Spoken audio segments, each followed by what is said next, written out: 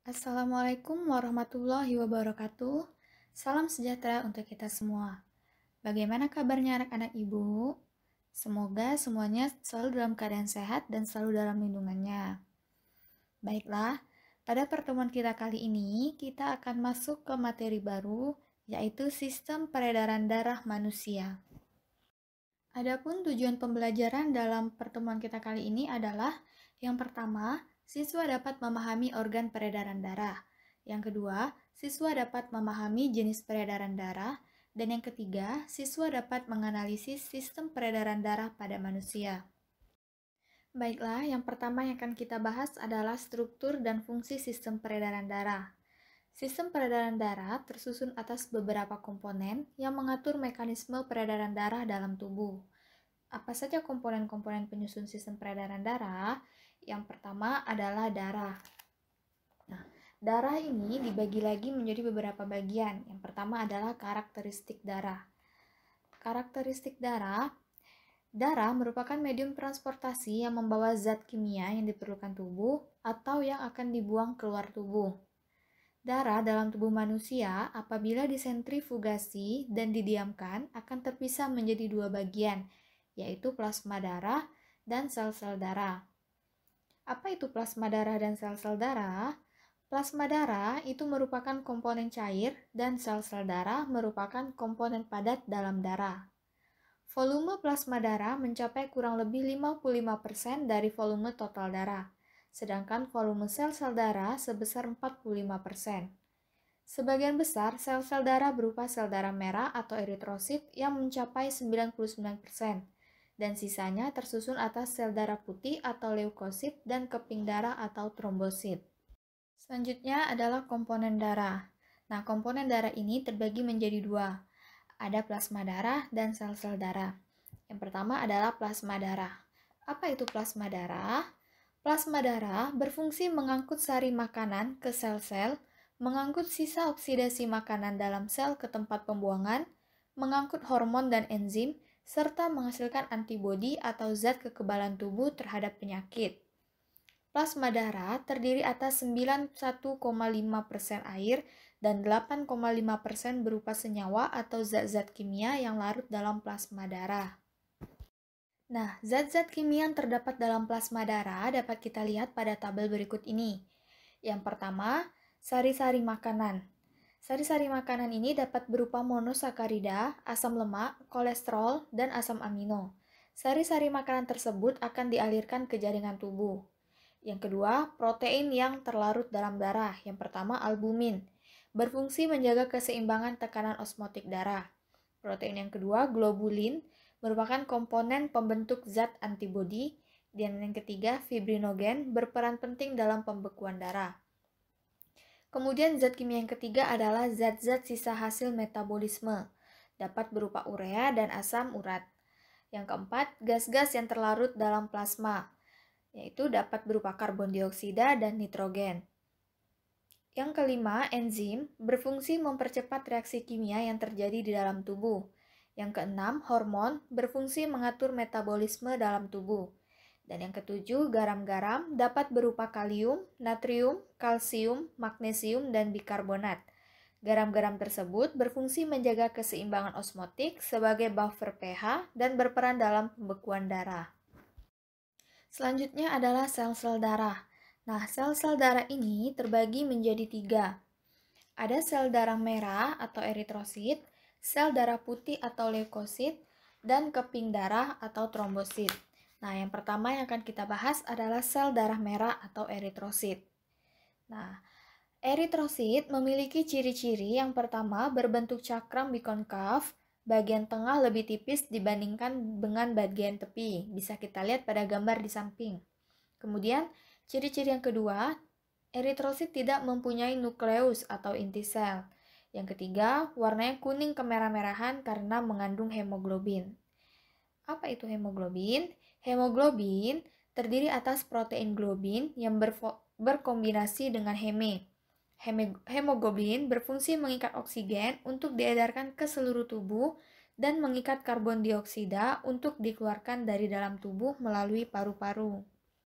Saat hemoglobin mengikat oksigen di kapiler paru-paru, hemoglobin akan membentuk oksihemoglobin atau HbO2 sehingga eritrosit tampak berwarna merah cerah. Dalam jaringan tubuh, oksihemoglobin terurai menjadi oksigen dan hemoglobin. Selanjutnya, oksigen berdifusi ke dalam sel-sel tubuh. Oksigen tersebut digunakan untuk membakar sari-sari makanan sehingga menghasilkan energi dan karbon dioksida. Energi tersebut digunakan untuk aktivitas tubuh. Adapun karbon dioksida akan berikatan dengan hemoglobin membentuk karbominohemoglobin atau HbCO2. Adanya kandungan CO2 yang tinggi dalam eritrosit mengakibatkan eritrosit berwarna merah gelap. CO2 dalam bentuk ikatan HbCO2 mengikuti aliran darah dan akhirnya dikeluarkan dari dalam tubuh melalui paru-paru. Nah, berikut ini adalah reaksi pengikatan oksigen dan karbon dioksida oleh hemoglobin. Dalam setiap 1 mm kubik darah terdapat kurang lebih 5 juta eritrosit. Pembentukan eritrosit terjadi di sumsum tulang. Eritrosit berumur kurang lebih 120 hari. Setelah itu, eritrosit akan mengalami kerusakan lalu dirombak di hati dan limfa. Hemoglobin dalam eritrosit akan diurai menjadi hemin, zat besi, dan globin. Hemin akan dirombak menjadi bilirubin dan biliverdin. Bilirubin akan diubah menjadi urobilin, yaitu zat warna urin, dan sterkobilin, zat warna feses. Sedangkan biliverdin adalah zat warna empedu yang merupakan antioksidan kuat. Sementara itu, zat besi dan globin akan dikirim ke sumsum tulang merah. Zat besi akan digunakan untuk membentuk hemoglobin baru dan globin akan digunakan untuk membentuk antibodi. Selanjutnya yang kedua adalah sel darah putih atau leukosit. Leukosit memiliki ciri-ciri sebagai berikut. Yang pertama, bentuknya tidak tetap. Yang kedua, mempunyai inti yang berbentuk bulat atau cekung. Yang ketiga, tidak berwarna. Yang keempat, dapat bergerak amoeboid seperti amoeba. Dan yang kelima, dapat menembus dinding pembuluh darah yang disebut diapedesis. Leukosit dibagi menjadi dua kelompok.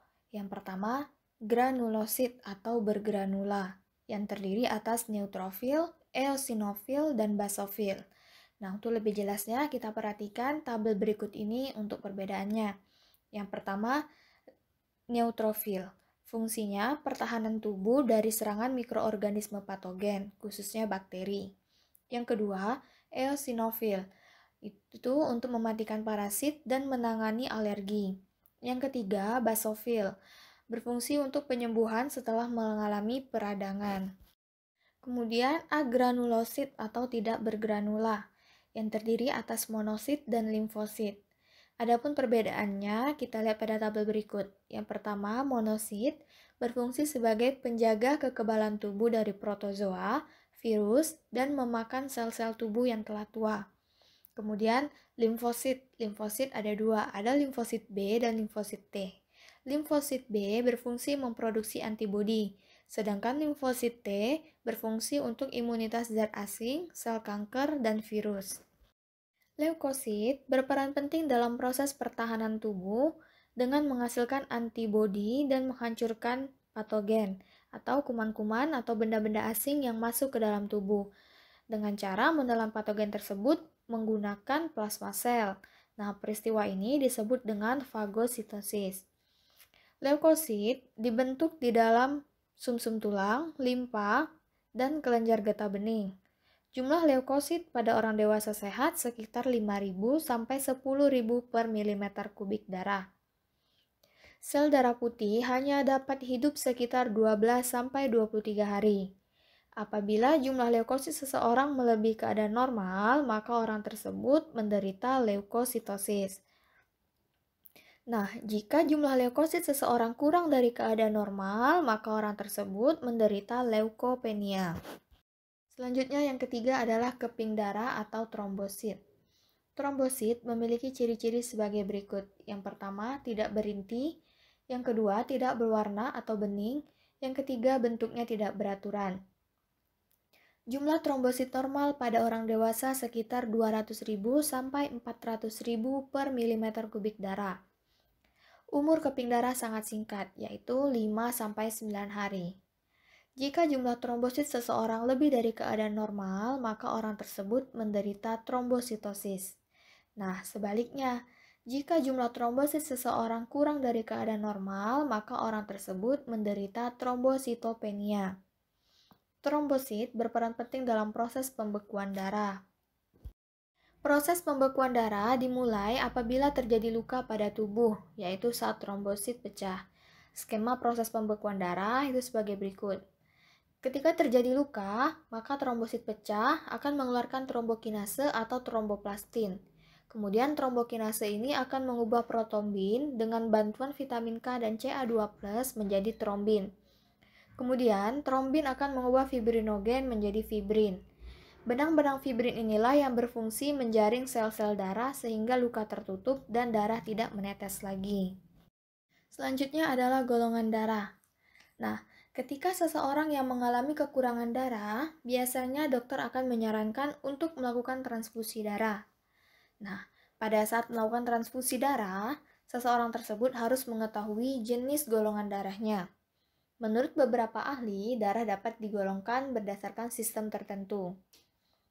Pada tahun 1901, Dr. Karl Landsteiner dari Austria berpendapat bahwa darah dapat digolongkan berdasarkan sistem ABO.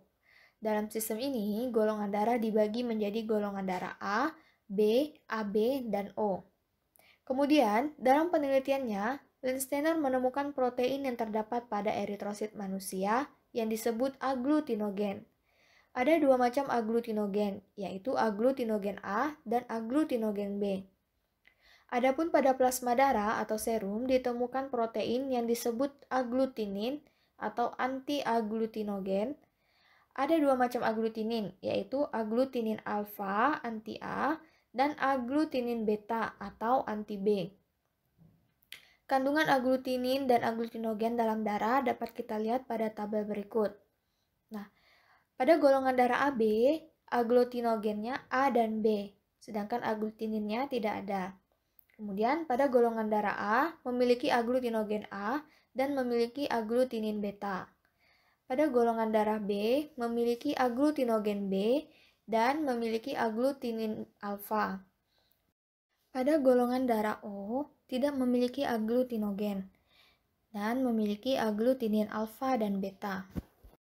Nah, pengetahuan tentang golongan darah sangat diperlukan ketika kita melakukan transfusi darah.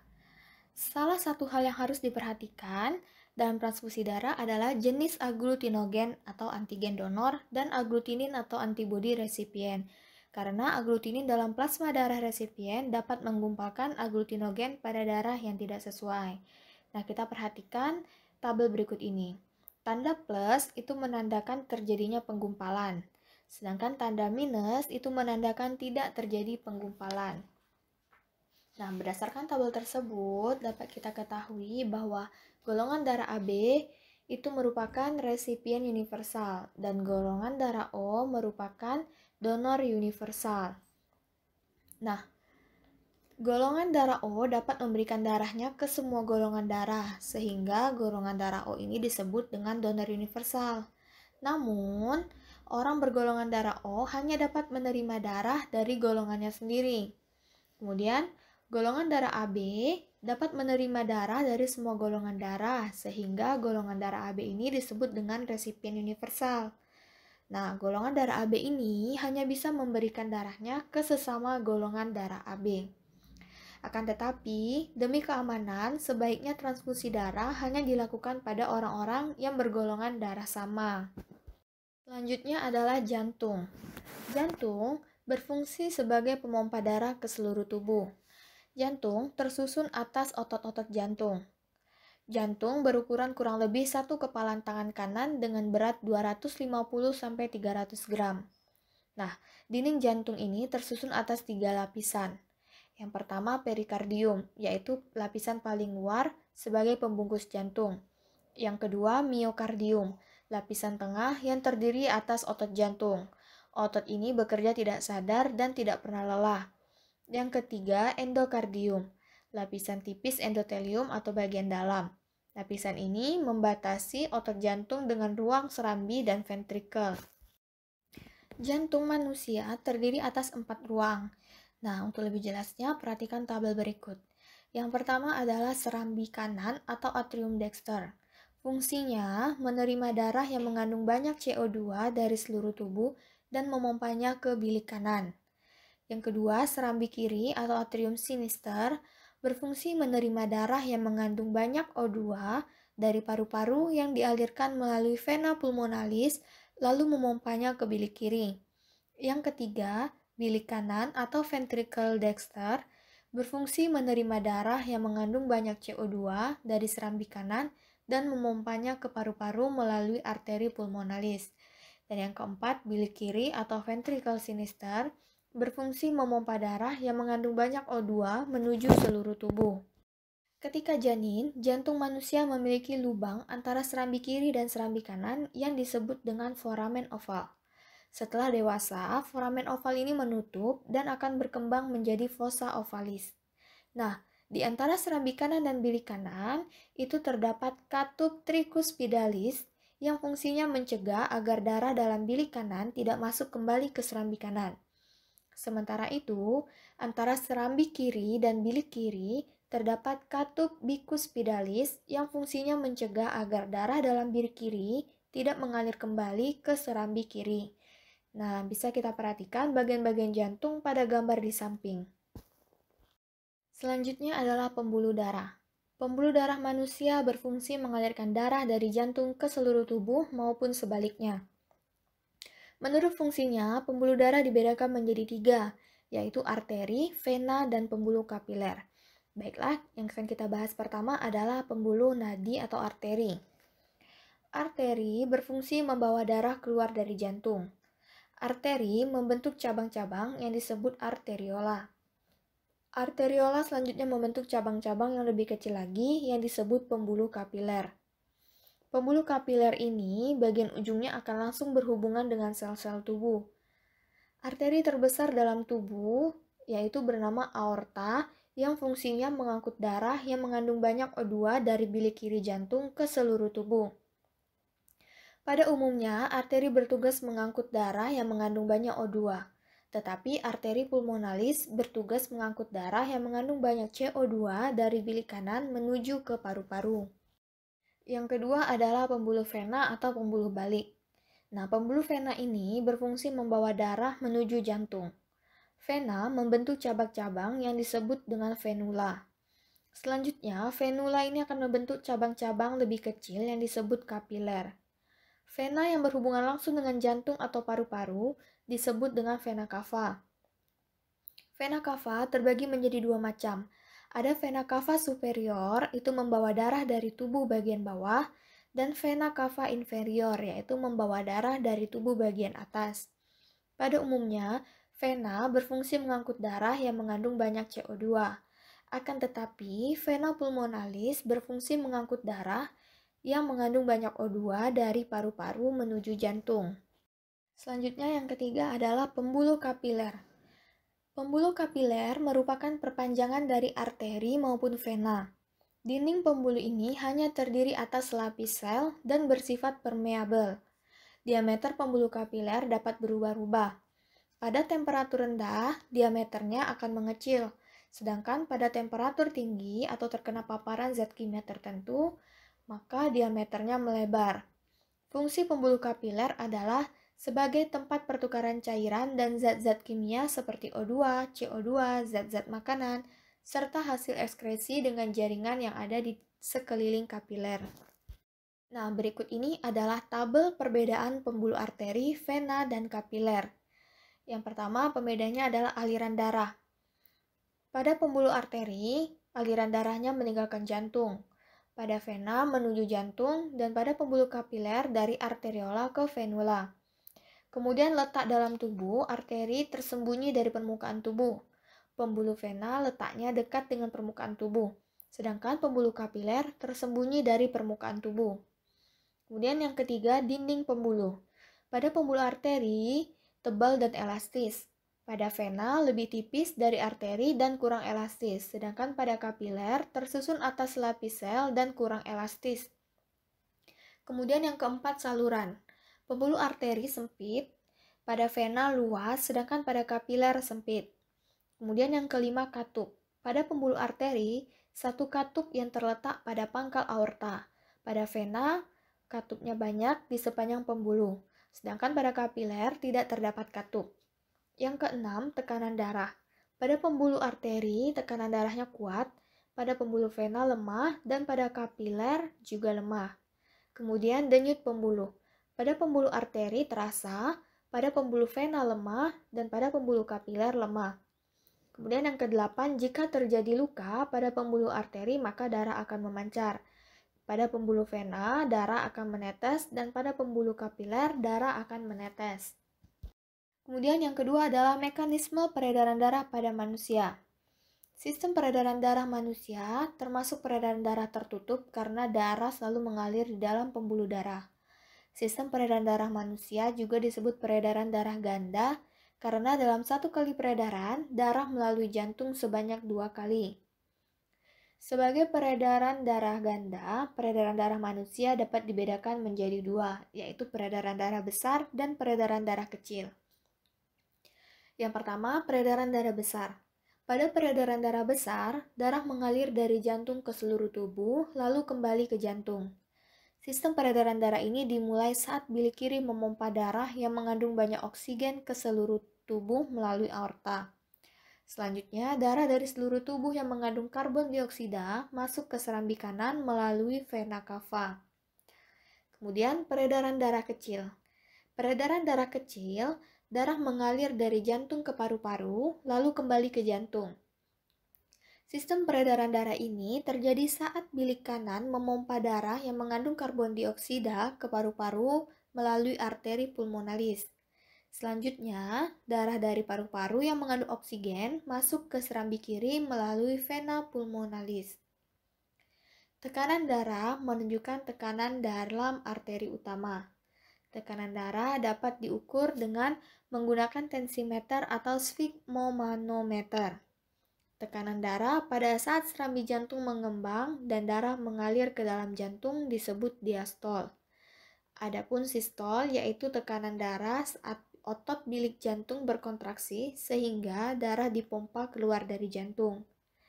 Tekanan darah orang dewasa normal antara 120 mm/Hg pada sistol dan 80 mm/Hg pada diastol. Selanjutnya adalah frekuensi denyut jantung. Nah, denyut jantung terjadi apabila otot jantung berkontraksi. Denyut jantung dapat dirasakan pada arteri yang dekat dengan permukaan kulit, seperti leher dan pergelangan tangan. Hal ini karena saat berdenyut, pembuluh nadi pun ikut berdenyut akibat darah yang terpompa. Denyut jantung orang dewasa yang sehat dalam keadaan biasa atau istirahat rata-rata berkisar antara 60-80 denyutan per menit. Pada dasarnya, denyut jantung sama dengan denyut nadi. Kecepatan denyut jantung dapat dipengaruhi oleh beberapa faktor. Yang pertama, aktivitas. Nah, semakin berat aktivitas yang dilakukan, maka tubuh makin membutuhkan energi dan oksigen dalam jumlah besar. Oleh sebab itu, jantung harus memompa darah lebih cepat untuk memenuhi kebutuhan energi dan oksigen tersebut. Yang kedua, jenis kelamin. Denyut jantung perempuan pada umumnya lebih cepat dibandingkan denyut jantung laki-laki. Hal ini disebabkan ukuran jantung perempuan lebih kecil daripada ukuran jantung laki-laki. Kondisi inilah yang mengakibatkan jantung perempuan berdenyut lebih cepat dalam memompa darah ke seluruh tubuh. Yang ketiga, usia. Kecepatan denyut jantung akan makin berkurang seiring pertambahan usia. Hal ini karena makin bertambah usia, maka makin berkurang pula kebutuhan energinya. Yang keempat, suhu tubuh. Frekuensi denyut jantung akan meningkat seiring dengan peningkatan suhu tubuh. Peningkatan suhu tubuh mengindikasikan bahwa terjadi peningkatan proses metabolisme. Oleh sebab itu, diperlukan peningkatan pasokan O2 dan pengeluaran CO2 sehingga jantung memompa darah lebih cepat. Yang kelima, keadaan kesehatan. Pada orang yang tidak sehat, dapat terjadi perubahan irama atau frekuensi denyut jantung secara tidak teratur. Kondisi seseorang yang baru sembuh dari sakit, frekuensi denyut jantungnya cenderung meningkat. Baiklah, selesai sudah materi kita pada pertemuan kali ini. Semoga dapat dengan mudah dimengerti. Dan untuk pertemuan selanjutnya, kita akan membahas gangguan dan kelainan pada sistem peredaran darah beserta upaya pencegahannya. Baiklah, itu saja dapat Ibu sampaikan. Lebih dan kurangnya Ibu mohon maaf. Ibu akhiri dengan wabillahi taufik wal hidayah. Wassalamualaikum warahmatullahi wabarakatuh.